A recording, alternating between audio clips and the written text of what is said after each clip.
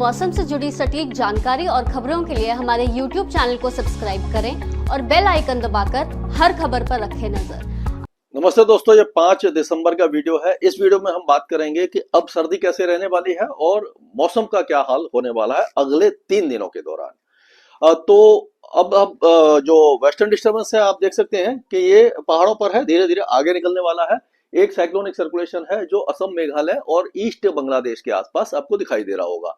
तो इसको थोड़ा सा अगर एक्सटेंड करेंगे तो हम साफ दिखाई देगा कि किस तरह का ये वेदर एक्टिविटीज बनी हुई है। और ये जो वेस्टर्न डिस्टर्बेंस है धीरे धीरे आगे की तरफ आ जाएगा, यानी कि पूर्वी दिशा में आगे बढ़ जाएगा। तो इसका बहुत ज्यादा असर अब देखने को नहीं मिलेगा, लेकिन आज ऊंचे पहाड़ों पर बर्फबारी हो सकती है, हल्की बर्फबारी होगी और बारिश होगी। तो 8 और 9 तारीख को एक और वेस्टर्न डिस्टर्बेंस है, यानी कि एक के बाद एक वेस्टर्न डिस्टर्बेंस पीछे से आते रहेंगे।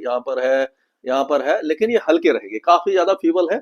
और हमने देखा कि 5 नवंबर को बर्फबारी हुई थी पहाड़ों पर, श्रीनगर, काजीगुंड, बनिहाल, ये सारे इलाकों में।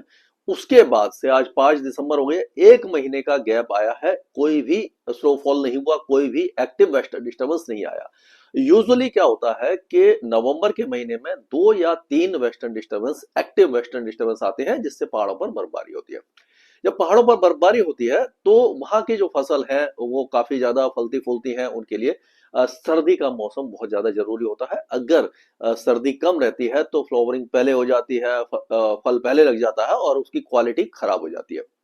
और दूसरी बात, बड़ी बात यह है कि जब बर्फबारी होती है तो टूरिस्ट अट्रैक्शन होता है, स्कीइंग वगैरह, रिजॉर्ट वगैरह वो काफी ज्यादा एक्टिव हो जाते हैं। और यहाँ के जो मैदानी भागों के जो भाई बहन है वो भी वहां पर टूरिस्ट के रूप में जाते हैं, और वहां की इकोनॉमी को भी फायदा होता है, और यहाँ के जो टूरिस्ट जाते हैं वो भी वहां जाकर के एंजॉय करते हैं। ऊपर से जो ग्लेशियर है उसमें भी नई बर्फ जमती है, और ग्लेशियर से ही मालूम है आपको कि जो गंगोत्री है, यमुनोत्री है, कई नदियां हैं जो ग्लेशियर से होकर के आ रही हैं। जब ग्लेशियर ज्यादा बर्फ वाले रहेंगे तो वहां से जो पानी है उसका फ्लो अच्छा रहेगा।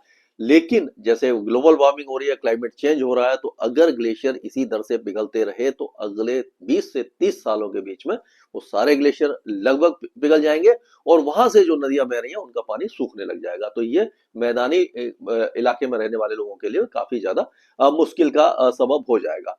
तो इससे पहले जो सिस्टम थे उसको अगर हम देखें तो आप देखिए कि इस तरह से थे, यानी कि इससे पहले जो थे वेस्टर्न डिस्टर्बेंस था, एक नया था, और यहाँ पर साइक्लोनिक सर्कुलेशन बना हुआ था। तो इस तरह का बना हुआ था, और यहाँ पर एक साइक्लोनिक सर्कुलेशन अरब सागर बना हुआ था। अरब सागर वाला साइक्लोनिक सर्कुलेशन हट गया है। और अगर हम देखते हैं तो इस समय ये हमारा स्काईमेट का जो वो है पेज है, उसमें आप देख सकते हैं, स्काईमेट वेदर की वेबसाइट है, उसमें लाइव मैप में आपको जो इस समय की हवाएं हैं वो आपको दिखाई देगी। तो आप देखिए हवाएं पूरी उत्तर दिशा से चल रही हैं, यहाँ से इस तरह से घूम रही हैं, और ये इस तरह से आप देखिए पूरी जो हवाओं का डायरेक्शन है वो यहाँ से तो जा रहा है, इधर से आप देखिए कि ये उधर चला जाएगा, यानी पूर्व की तरफ जा रहा है, और यहाँ से जाके उत्तर पूर्व से आते हुए इस तरह से ये यहाँ से घूम रही है। तो ये जो ठंडी हवाएं हैं उसके कारण जो टेम्परेचर है वो काफी ज्यादा गिर रहे हैं, और सर्दी काफी ज्यादा हो गई है। आपको महसूस हो रहा होगा कि दिन में भी धूप निकलने के बावजूद जो सर्दी का एहसास लगातार बना रहता है। तो ये है। और अगर इसको हम देखें तो आगे चलते हैं, इसको आगे चलते हैं। हाँ, तो ये जो आज का मौसम है इसमें अगर हम नजर डालते हैं तो आप देखिए कि जो पहाड़ों पर हल्की बर्फबारी की संभावना आज दिखाई दे रही है, और दक्षिण भारत में बारिश थोड़ी सी कम हो गई है, इंटेंसिटी कम हो गई है। दक्षिणी तमिलनाडु और दक्षिणी केरल में ही बारिश होगी। अंडमान और निकोबार द्वीप समूह में काफी दिनों के बाद बारिश की संभावना दिखाई दे रही है। लक्षद्वीप में पिछले 24 घंटों के दौरान अच्छी बारिश हुई है। और यहाँ पर भी आप देखेंगे कि जो हवाओं का रुख है वो सीधा देखिए उत्तर से आ रहा है, यहाँ से आ रहा है, और जैसे उस मैप में दिखाई दे रहा था उसी तरह से ये हवाएं चल रही हैं। तो ये जो हवाएं हैं इसके कारण टेम्परेचर लगातार गिर रहा है।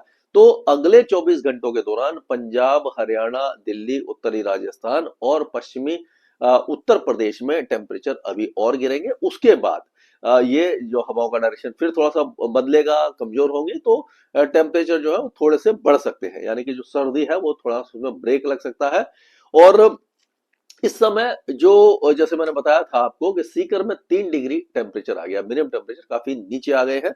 4 डिग्री और 3 से 4 डिग्री के बीच में हिसार और ये नारनौल वगैरह ये जो इलाके हैं यहाँ पर चूरू वगैरह में टेम्परेचर काफी ज्यादा है। फतेहाबाद वगैरह में बहुत ज्यादा टेम्परेचर गिर गए हैं और जो जो पाले की जो मार है वो वहां पर शुरू हो गई, यानी कि ओस जमना शुरू हो गई है, बर्फ जैसी जो परत जम जाती है वो भी अब दिखाई देने लगी है। ये 5 तारीख का है। 6 तारीख को अगर देखें तो 6 तारीख को भी हिमाचल के ऊंचे पहाड़ों पर बारिश हो सकती है, बारिश या बर्फबारी हो सकती है, लद्दाख में और जम्मू कश्मीर के ऊंचे पहाड़ों पर, और केरल में बारिश की गतिविधियां कम हो जाएंगी, तमिलनाडु में जारी रहेंगी। और ये 7 तारीख को भी हल्का वेस्टर्न डिस्टर्बेंस, यानी कि वेस्टर्न डिस्टर्बेंस आते रहेंगे लेकिन उनकी इंटेंसिटी जो है वो काफी कम रहेगी, अपर लैटिट्यूड में रहेंगे, बहुत ज्यादा असर पहाड़ों पर नहीं रहेगा। उत्तर भारत में हवाएं तेज हो जाएंगी, जिससे दिल्ली एनसीआर सहित गंगा के मैदानी क्षेत्रों में जितने भी हमारे महानगर हैं जहां पर वायु प्रदूषण काफी ज्यादा हो गया, उसमें काफी ज्यादा राहत मिलने की संभावना है। यानी काफी दिनों के बाद हम कुछ अच्छी सांसें ले पाएंगे। अभी तक तो जो दिल्ली और उसके आसपास के भाई बहन थे वो सारे एक तरह से गैस चैम्बर में रह रहे थे। अभी थोड़ा सा सुधार हुआ है, लेकिन ये सुधार पर्याप्त नहीं है, क्योंकि हमें मालूम है कि जो इस इलाके के लोग हैं, हम लोग हैं, ये पूरे साल खराब वायु में ही, यानी प्रदूषण में ही सांसें लेते हैं। 150 से नीचे प्रदूषण बहुत कम आता है। जब लगातार बारिश होती है तो कभी कभी होता है कि 100 के आसपास आ जाता है, लेकिन 50 यानी 0 से 50 तक अगर एयर क्वालिटी इंडेक्स है तो वही हेल्दी होता है, और वैसा अभी तक नहीं आया। यानी पिछले 4-5 सालों से हम लगातार मॉनिटर कर रहे हैं, उस तरह का जो वायु गुणवत्ता है वो देखने को नहीं मिल रही है। यानी कि अभी भी जो वायु प्रदूषण कितना भी सुधर जाए लेकिन हमारे लिए वो हानिकारक रहेगा। लेकिन हाँ, जो बहुत ज्यादा भीषण जो प्रदूषण था उससे कुछ राहत अभी जरूर मिली है। तो इस तरह के जो वीडियो है हम लगातार बनाते रहेंगे। अभी कोई बहुत ज्यादा चेंजेस नहीं दिखाई दे रहे, इसीलिए वीडियो में भी आपको बहुत ज्यादा इंटरेस्ट नहीं आ रहा होगा, लेकिन हम कोशिश लगातार करते रहेंगे कि नई से नई चीजें बताने की कोशिश करें। अब मैं सोच रहा हूँ कि जैसे जो वेदर इवेंट्स हैं उसके बारे में, जैसे कि बिजली कैसे गिरती है, बिजली से कैसे बचाव हो, और जो बादल कैसे बनते हैं, बारिश क्यों होती है, वेदर सिस्टम्स क्या होते हैं, इसके बारे में भी बीच बीच में बात करा करेंगे, जिससे कि जिन भाई बहनों को नहीं पता उनको भी इसके बारे में पता लगे, और फोरकास्टिंग कैसे होती है इसके बारे में भी हम बात करते रहेंगे।